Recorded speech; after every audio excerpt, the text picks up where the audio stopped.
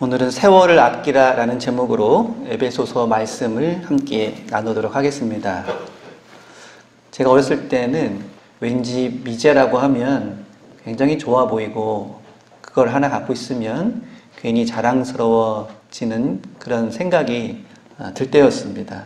물론 지금은 우리나라에서 만든 게 훨씬 더 좋고 더 자랑스럽지요. 그런데 우리나라가 크게 발달하기 전에 미국에서 만든 물건뿐만이 아니라 전반적으로 미국제 하면 미국의 문화, 또 미국의 학문, 또 미국의 모든 것들이 우리보다 앞서가고 그리고 배워야 하는 그런 대상으로 여겨지던 그런 때가 있었습니다. 그래서 공부하기 위해서 미국으로 유학도 많이 가고 또 각 분야에서 앞선 그러한 기술이나 혹은 내용들을 배우기 위해서 미국과 연결이 되고 또 그것을 받아들이려고 했던 그런 때가 있었습니다. 이처럼 미국이 모든 면에서 앞서가고 있기 때문에 그것을 배우려고 하는 그런 사람들이 애를 쓰는 모습이었습니다. 이와 같은 모습이 신약 성경의 배경이 되는 로마 제국에서도 비슷하게 일어납니다. 그 당시 로마 제국은 전 세계의 중심지였고 가장 발달한 문명을 자랑을 하고 있었습니다. 오늘날에도 이 유럽의 이런 뿌리를 로마 제국으로 생각하는 이들이 많습니다. 로마가 없었다면은 오늘날의 유럽은 존재하지 않았다라고 말하는 이들도 있습니다. 그만큼 서양 역사에 있어서 로마 제국의 영향력은 크다고 말할 수 있습니다. 학자들은 로마 제국이 군사력만 강한 것이 아니라 정치, 경제, 문화, 사상, 예술 모든 면에서 위대한 업적을 나타냈다고 말합니다. 그래서 당시 로마 제국에 의해서 지배를 받았던 나라들조차도 로마를 단순히 정복자로만 여기는 것이 아니라 선진 문물을 전달해주는 그런 전달자로 여겼고 오히려 적극적으로 로마의 문화와 로마의 문명을 받아들이려고 했다고 말하기도 합니다. 쉽게 말해서 당시 사람들에게 로마의 모든 것은 좋은 것이고 따라하고 싶은 것이었습니다.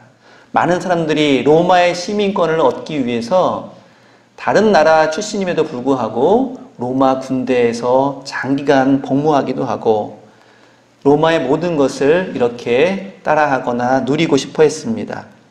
그러기 위해서 로마의 언어와 사상을 배우고 문화를 습득하는 것은 기본이 되었습니다. 이 에베소서의 배경이 되는 에베소라고 하는 도시도 오늘날의 터키 지역에 자리 잡고 있지만 그 당시 다른 도시들처럼 로마화된 도시라고 할 수 있습니다. 로마의 질서, 제도, 문화, 사상으로 충만한 곳이었습니다. 그러니 그곳 출신이었던 이 에베소 교인들도 예전에는 그런 분위기 속에서 살아갔던 것이 분명하다고 할 수 있습니다. 그런데 바울은 그러한 에베소 출신의 교인들을 향해서 그들이 과거에 당연하게 여기고 자랑스럽게 여기고 그리고 배우고 싶어 했었던 그런 로마 사회의 풍습, 문화, 그리고 질서 이러한 것들에 대해서 에베소서 4장 17절에 보시면 이제부터 너희는 이방인이 그 마음에 허망한 것으로 행한같이 행하지 말라고 말합니다. 22절에서도 너희는 유혹의 욕심을 따라 썩어져가는 구습을 따르는 옛사람을 벗어버리라고 말합니다. 이방인들이 예전에 자신들이 몸담고 살았던 그러한 문화와 풍습과 또 세상의 그러한 질서들에 대해서 바울은 매우 부정적으로 말하고 있는 것입니다. 허망하다, 썩어져가는 구습이다 라고 말하면서 대부분의 사람들은 좋은 것으로 여기고 있는 그 로마의 것들을 이 바울은 경계하고 또 조심하라고 말하고 있습니다. 에베소서 4장부터 바울은 교회의 본질을 추구하기 위해서 실제적으로 무엇을 해야 하는지에 대해서 말하고 있습니다. 그런데 그것은 그 당시 로마 사회의 풍습과 문화를 염두에 두고 한 말이라고 할 수 있습니다. 다른 말로 하면 그리스도인들은 이방 사람들처럼 그리고 세상 사람들처럼 로마의 풍습과 관습을 따르기 위해서 애쓰는 사람이 아니라 새로운 문화, 새로운 풍습, 새로운 질서 속에 살아가는 사람이라고 하는 것입니다. 그래서 세상과는 다른 모습으로 살아가야 한다는 것을 말하고, 그 다른 것은 로마의 것, 로마의 풍습, 이러한 것들에 대해서 그 본질을 알고 그 부정적이고 부패하고 타락한 모습이 무엇인지를 깨달아야 한다고 말하고 있는 것입니다. 그리고 구체적인 새로운 규범에 대해서 말하고 있습니다. 요약하자면 악한 언행을 버리고 다른 사람에게는 선하고 친절하게 대하라는 것입니다. 그리스도인으로서 최소한의 도덕적 품성을 지니고 살아가야 한다고 바울은 힘주어 말하고 있습니다. 어떤 사람들은 신앙은 도덕을 넘어선다고 하면서 신앙인들이 이 도덕적인 면에 대해 가볍게 여기도록 말하는 경우도 있습니다. 물론 그리스도인들에게는 일반적인 법규나 도덕적인 관념으로 규정할 수 없는 신앙적 결단을 내려야 할 때도 있습니다. 예를 들자면 선교 활동이 불법으로 규정된 나라에서 신분을 숨기고 선교 활동을 한다든지, 독재국가 아래서 민주화 운동을 하는 그 일에 참여한다든지, 그런 일들을 감당할 때에 비록 그러한 사회와 정부에서는 그러한 그리스도인들이 불법자이고 그리고 반국가 활동을 하는 사람처럼 비춰지지만, 그런 경우에 신앙인들은 보다 높은 신앙적 차원에서 결단할 때도 있다는 것입니다. 하지만 그런 극단적인 상황을 제외한다면 일반적으로 신앙인들은 최소한 도덕적이어야 합니다. 양심적이고 사회의 규범을 따르고 또 다른 사람을 배려하면서 살아야 한다는 것입니다. 그런데도 신앙인들은 특별하다고 하면서 비양심적이고 비도덕적인 행위를 신앙이라는 이름으로 변명하거나 합리화해서는 안 된다는 것입니다. 그런데 가끔은 도덕은 고사하고 예의조차 갖추지 않는 사람들 때문에 상처를 입거나 또 교회와 기독교인의 이미지가 실추될 때가 많이 있습니다. 어떤 사람들은 도덕 찾고 예의 찾아서 어떻게 선교를 우리가 할 수 있느냐고 반문하는 이들도 있습니다. 하지만 목적을 위해 수단과 방법을 가리지 않는다고 하는 것은 굉장히 위험한 생각일 뿐만 아니라 선교에 있어서도 역효과를 불러올 때가 있다고 하는 것입니다. 바울은 에베소서 4장과 5장에 걸쳐서 그리스도인들의 도덕적인 삶에 대해서 강조하고 있습니다. 그리고 오늘 본문인 15절에서 이렇게 말합니다. 그런즉 너희가 어떻게 행할는지 자세히 주의하여 지혜 없는 자같이 하지 말고 오직 지혜 있는 자같이 하여 세월을 아끼라. 때가 악하니라 라고 말합니다. 여기에서 이 세월을 아끼라는 말은 우리가 흔히 하는 시간은 금이다 라는 말처럼 자기 개발을 위해서 최선을 다하라는 말과는 조금 의미가 다릅니다. 여기서 사용한 이 세월이라고 하는 단어는 카이로스인데 매우 의미 있고 특별한 시간 혹은 기회라는 뜻이 있습니다. 그리고 아끼라는 말도 엑스아고라조라는 단어를 쓰고 있습니다. 이 아고라라는 말은 광장이나 시장을 가리키는 말인데, 이러한 시장이나 광장에서 무엇을 다시 사오라는 그러한 뜻입니다. 대가를 주고 다시 찾아온다는 말입니다. 그래서 이 세월을 아끼라는 말을 좀 더 깊이 들여다보면 기회를 산다라는 말로 헬라어나 영어 성경에서는 표현을 하고 있습니다. 도대체 어떤 기회를 산다는 말일까요? 그 뒤에 나오는 때가 악하다는 말과 연결 지어보면 그 의미를 분명히 알 수 있습니다. 이 때가 악하다는 말은 세상에 악한 영이 가득하고 또 사람들이 악한 행실과 언행으로 이 세상의 풍습과 모든 것들이 비도덕적이고 타락해 있음을 가리키는 말입니다.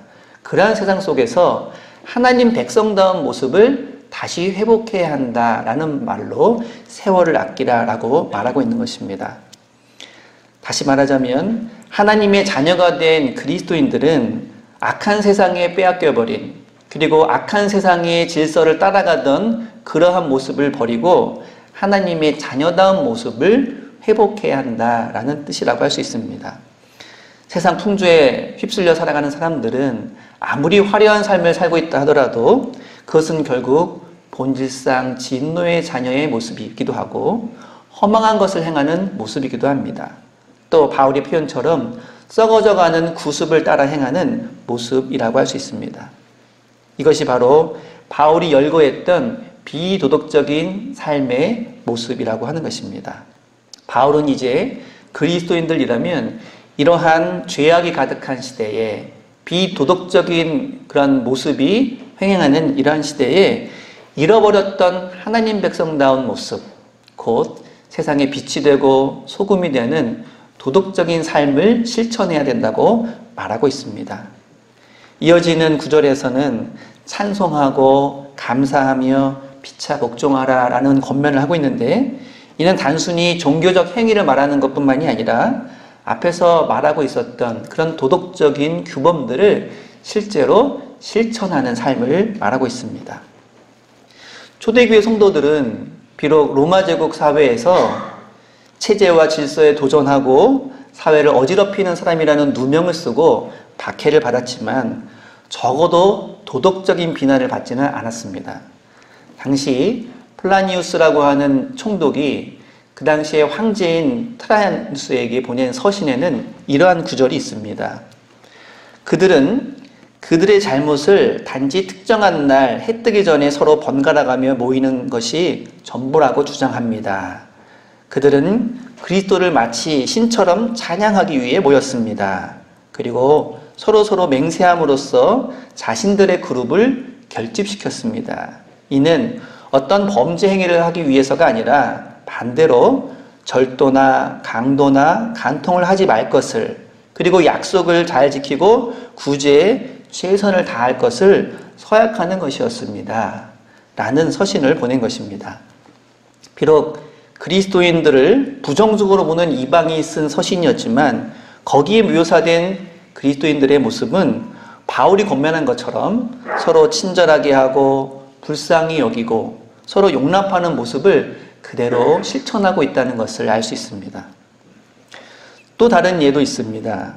로드니 스타크라는 사회과학자가 기독교의 발흥이라는 책을 써서 화제를 모은 바가 있었는데, 어떻게 미약한 초대의 기독교가 그 당시 로마 제국의 박해를 이겨내고 나중에 로마 제국의 국교까지 될 수 있었는지를 사회과학적으로 분석한 책입니다.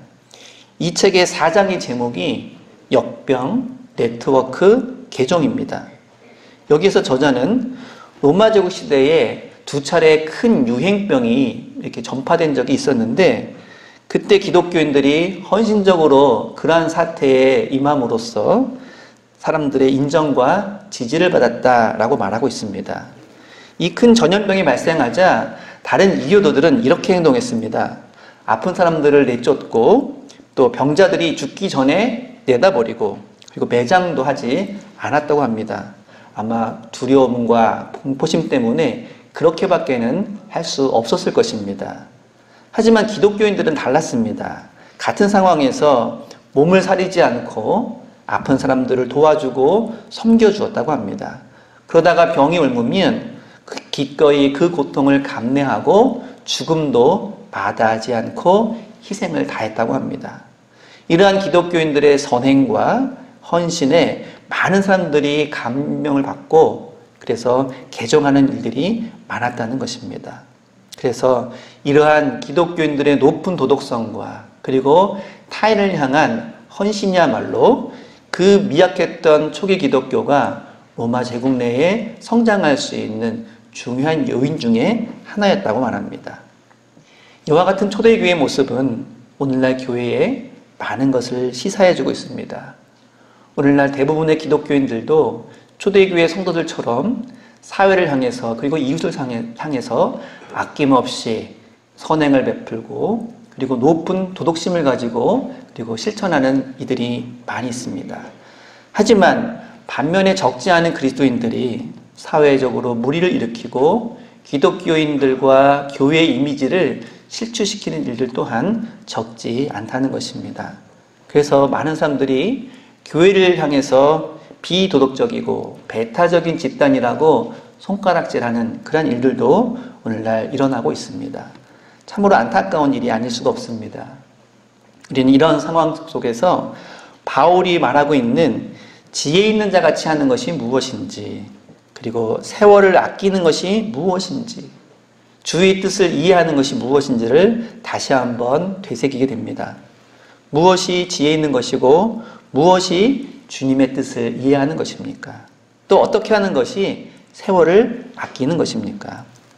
그것은 바울이 에베소서 4장에서부터 계속해서 말해오고 있는 그리스도인으로서 예수 믿는 자로서 그에 합당한 선하고 착한 행실을 실천하는 그런 삶이라고 할 수 있습니다.